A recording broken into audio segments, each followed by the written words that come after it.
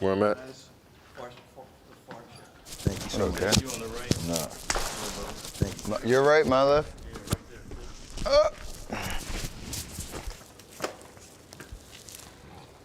You got a title?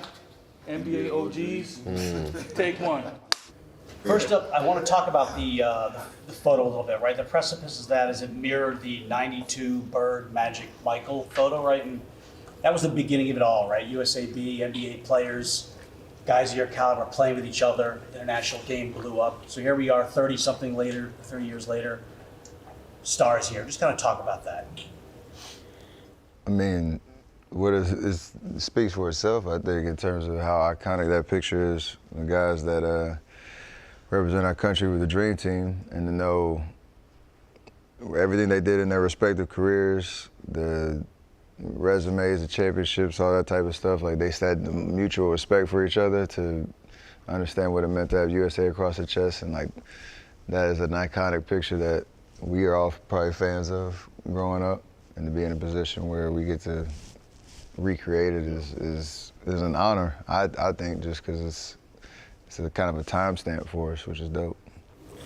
What about everybody getting to play with other great players together? Like, you got like a guy like Anthony Edwards, you're his favorite player, playing together. I know you love playing with Jay Kidd, like that opportunity through the years. And now? I mean, it's just a blessing, to be honest, you know, to be able to, I mean, your whole life you want to be able to play, you know, around great players, great minds, great basketball people that just love the game.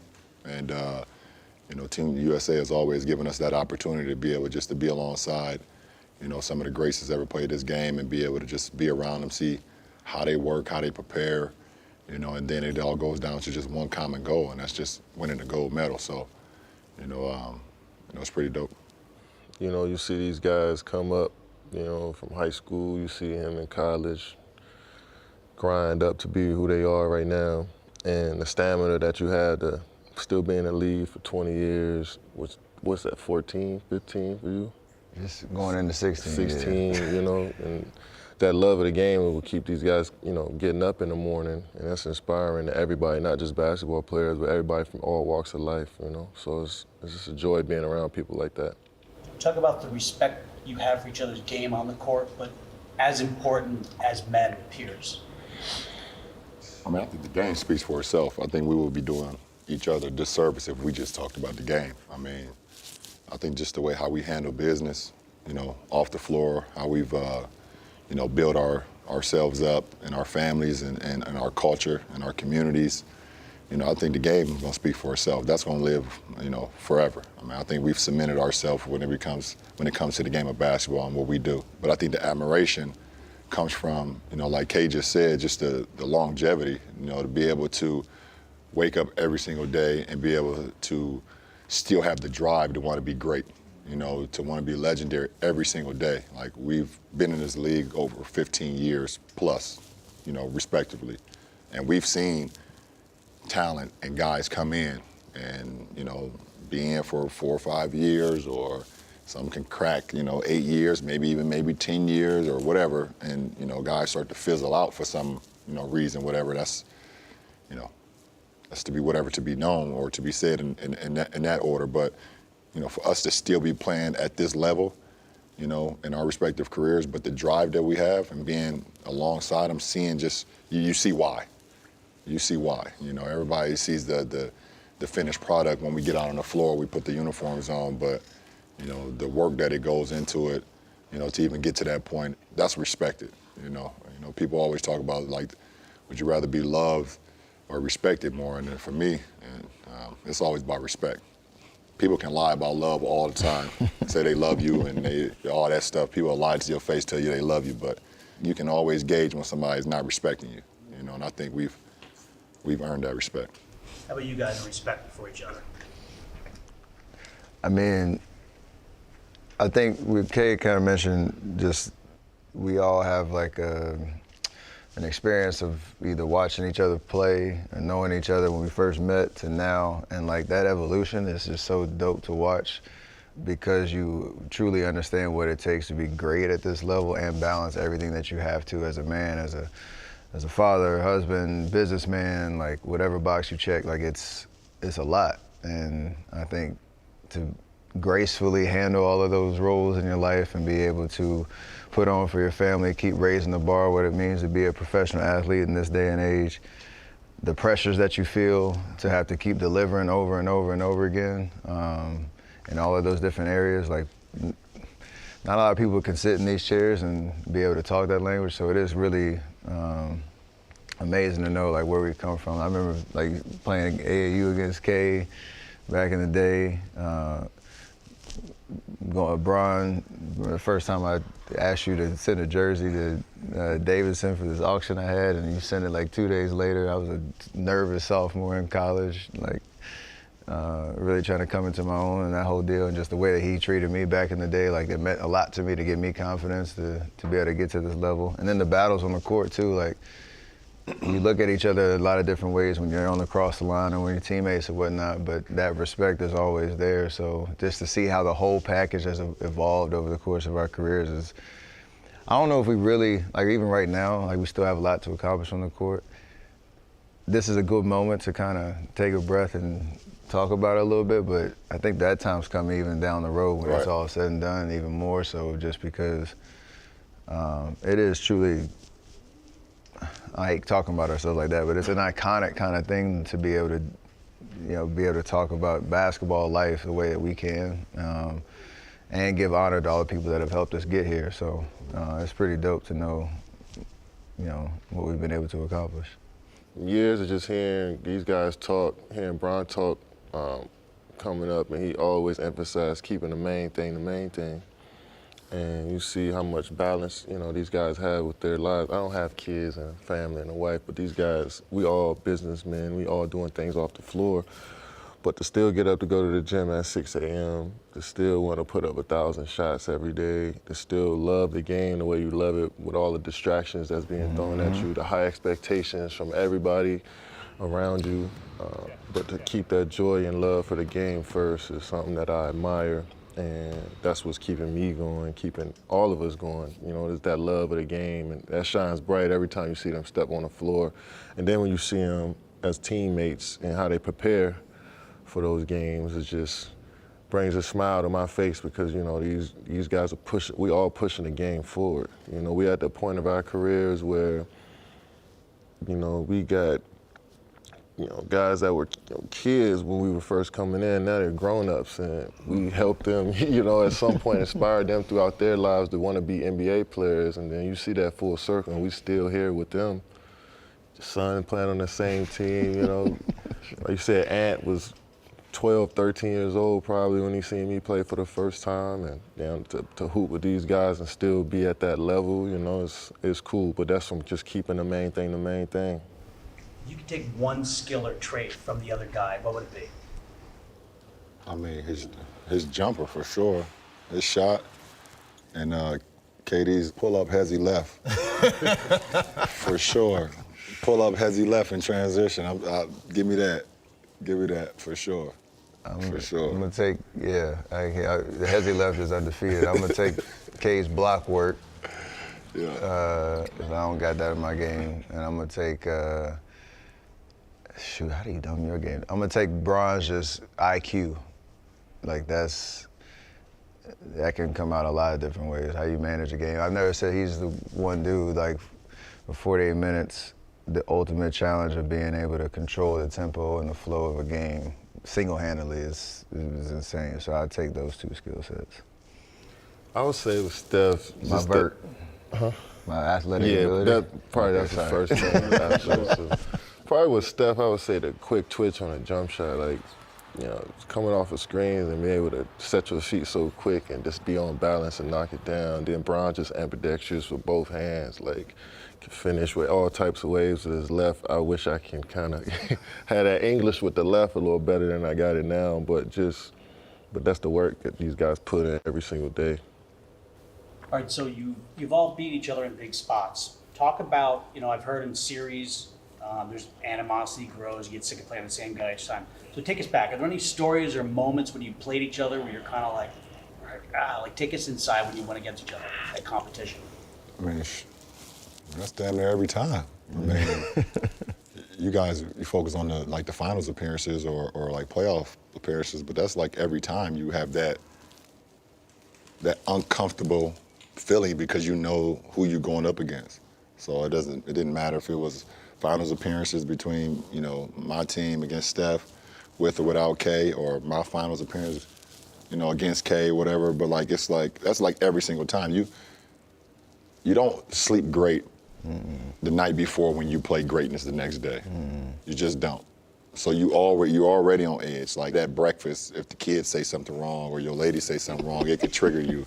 And it's not even their fault, you know, and they have no idea. So like, it's like every single time, regular season, postseason, playing game, finals games, it don't matter. So to have this moment where you can sleep damn good at night, knowing who you linked up with the next day, you cherish that because you just know how many sleepless nights you had the night before, you know, going against greatness. That's just the lay of the land. That's how the game works. How about you guys when you compete against? Yeah, it's just, like you said, it's a nerve-wracking feeling because you know what you're thinking and how you want to approach the game, and you know you got some psychos on the other end that's trying to, you know, rip your heart out too, and you got to build up that dislike for, you know, guys you're competing against, not in a bad way, but when you're out on the floor, you can't be friends, you can't be cool with these guys, you can't admire them while you're on the court. After the game's over, and you know, that's cool, but when you're on the floor with these guys, they out to rip your heart out, you know. That's what I love about these guys, because they nice dudes, but they killers too, you know, and that's why they still at the level that we're at, because you got that type of mentality. And it's a dog-eat-dog world in the NBA, you know what I mean? And especially when you're at that level of greatness, like, you don't want nobody to take anything that you got. And that's the type of respect that you have for the game, but that's gonna always keep that elite level, you know, when you want to run up against these guys. And, you know, that fire is they'll never lose that fire, and that's, you know, and that's what you want as a competitor. That's why we still going. Exactly. That's why we still going. If you don't have that burning feeling like in your stomach or in your nerves, like before you competing versus the best, then like I guess at that point you might know it's over with. Like, you know what I'm saying? Like if you're not getting up to play KD or Steph or some of the great talents that we have in our league, it's like I done lost my drive of what this game was all about, and that's the competition. That's the dog-eat-dog world. Like Kay said, it's just like that competitive, you know, unbalance that you feel, you know, and then boom, jump ball hit, you like, okay, we in it. Like we in it, you know, so that's that, absolutely. You know, leads to my next question, because I interviewed Bird once, and he admitted, he was like, how many times I said, Magic? And he was pissed because he won as many titles, right? But he said in the end, he was happy because Magic made him better. Separate interview, Magic said, you best believe, I checked the box score. Damn, Bird dropped 30, 10-7 again. Damn, Celtics won. Oh, hell yeah. Hell yeah. Some of that with you guys. Draymond, Steph, and KD, because I might have 6 threes right now. No, absolutely.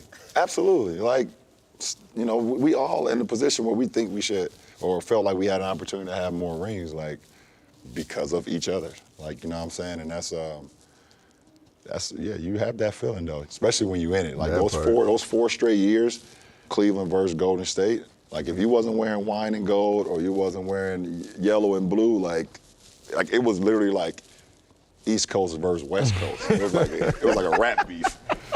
Golden State owned the West Coast and the Cavs owned the East Coast. It was like a rap beef. Remember in 2012, we had just lost to y'all in the finals, and I had like came to Miami, like just work out, hang out before the season, and that was just all I was on, looking at the arena like, damn. You know what I'm saying? Like, they good though. You know what I'm saying? I got to bring my A game every game, and then you looking at the box score, you want to match what these dudes do. Like, For sure. It's not like I want what they have. Like I want to knock them out their spot, or like I know they're elite. You can't knock these guys out of nowhere. Like, but I want Brian 30, 10, and 9. I'm like, all right, let me see what I can do tomorrow. I don't know, selfish thing. Not trying to get in the way of the game, but I know that I got so much impact on my team and my game. I want to keep us at that level too. Same with Steph. You see him make 7, 8 threes in a game and end up with 39 points, 8 assists. It's just like, all right, I got to come with it too. And that's how you push and driving one another without being on the same team, but without it being like a feud or anything. It's just like, I want to be on that same level. I want to stay on that elite level as long as I can, because I see them doing it every night. Stephanie, insight on that? I mean, I forgot that y'all played the finals in 12. That's like crazy how long ago that was. But like watching that, then watching our 4 years, like the finals brings out, it's like the crescendo obviously of everything that they just talked about. And like that idea of like the rising tides, raises all ships is you carry that all year. Like off-season workouts, you might think it's just I'm just here working on my game, but in the back of your mind, his face is in your head, Kyrie's face, like you're thinking about who you're gonna have to beat to get to the ultimate goal, and you can't shake it. And in the moment, it does mess with you a little bit because it can change your attitude on a day-to-day basis. Something can trigger you for no reason, but it brings the best out of you too over the course of the year. And I wouldn't trade those experiences for nothing because it's the ultimate, competition. It's the ultimate adrenaline. It's the ultimate test of who you are as a person. And I feel like it's something we'll cherish for a long time, just because of how much and how long we carry that, for sure. So I know you're all historians of the game, and what you guys are still doing late in your careers is incredible. Like a lot of guys are done or almost done, but you're still at the top. So talk about not wanting to give up that mantle, that next generation, that torch, and still playing at this level. But then for us, maybe mention some of the younger guys that you do love their game. I mean, I don't even look at it as like not giving up the mantle or anything like that. I just think it's just like, it's just who we are. Like we just hoopers. Like we're naturally born, driven hoopers. Like we feel a certain way if we're not in the gym. We feel a certain way if we're not putting in the work, in the weight room or with your body or with your mind. Like, you could be at home just watching basketball, no matter what the hell it is. It could be,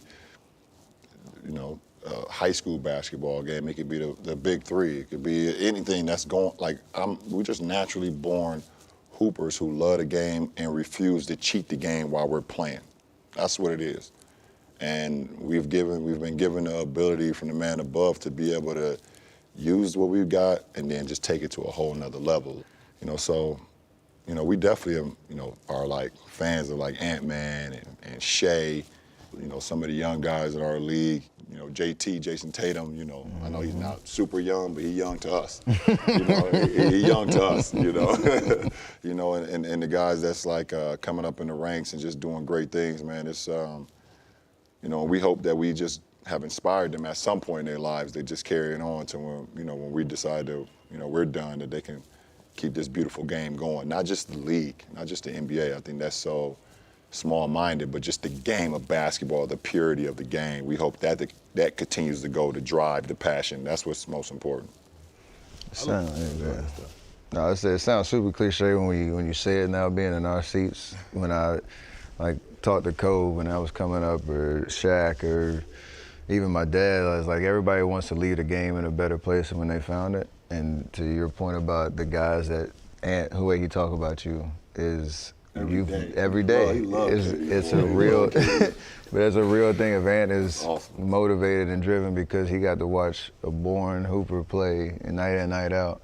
So it's a healthy kind of balance of trying to obviously maintain the level that we expect ourselves to be because of the work that we put in. Understanding that the league, there's so much young talent out there, and it's the game has changed even from, when we were from our finals runs, and every year it's like some new style, some new young energy coming through that challenges you. So trying to meet that moment too is a dope challenge for us. But then also knowing we know it's not going to be around forever. So I feel like it gives you perspective on enjoying the game now, because seeing these young dudes come up and understanding how much talent there is in the years that we've been in this thing, it is a reminder, every day I get to go hoop and put shots up. We were shooting yesterday, we were missing our shot total numbers, and Kay kept saying, oh, he has more shots for us. And that made me laugh and smile. I was like, yeah, you're right. We get to, I'm here to hoop and work and trying to still get better. And this is my happy place. So it just reminds you of this is not going to be around forever, and to enjoy every minute of it, because soon we're going to be, we're not going to be the bitter old heads. Can we all agree on that? No. We're not going to be the bitter old heads that coming back hating on the younger generation, but definitely appreciation and admiration for what they're able to do too. I look at this we travel around the world, you see so many peaks and mountains and valleys, and it's like we all have built up this our own mountain, you know, in this basketball world, and it's like it's gonna be hard for anybody to like knock that down. You see what I'm saying? And you got these other guys that are building, they're in the valleys right now, but they're trying to build their mountains up as well.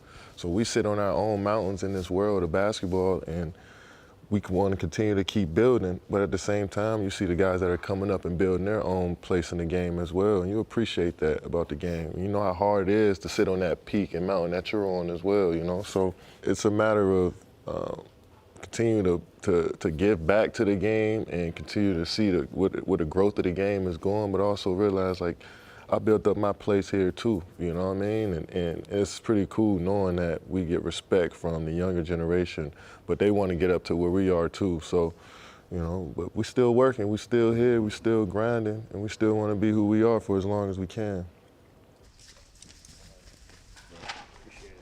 Appreciate you, Steph. Yes, sir. Very much. Thank you.